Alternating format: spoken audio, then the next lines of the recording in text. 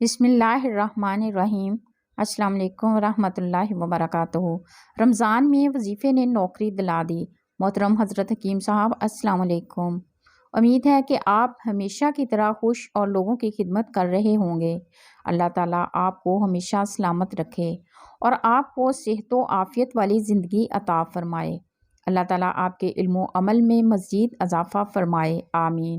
محترم حضرت حکیم صاحب، میں نے جون سن 2014 میں نے آپ کا ایک کتابچہ رمضان المبارک میں روحانی اور جسمانی تندرستی کے راز پڑھا۔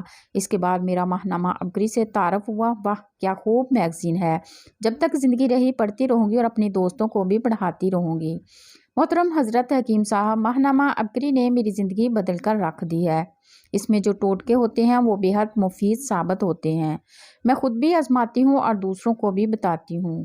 میں نے گزشتہ رمضان عبقری شمارہ میں ایک وظیفہ پڑھا تھا۔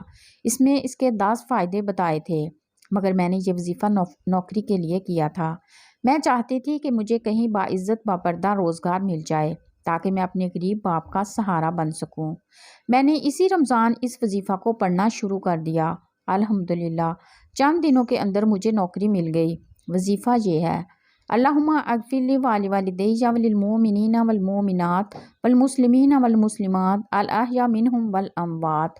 ہر پل ہر سانس کھلی تعداد میں دن رات نہایت کثرت سے اس کو پڑھیں۔ کوشش ہو کہ رمضان المبارک میں 1 سوا لاکھ، 2 سوا لاکھ، 3 سوا لاکھ ورنہ 1 سوا لاکھ ہو جائے۔ اگر مجبوری کی وجہ سے کچھ تعداد رہ جائے تو رمضان کے بعد پورا کر سکتے ہیں۔ گھر کا ہر فرد پڑھے ورنہ گھر کے جتنے افراد زیادہ سے زیادہ پڑھ سکتے ہیں پڑھیں۔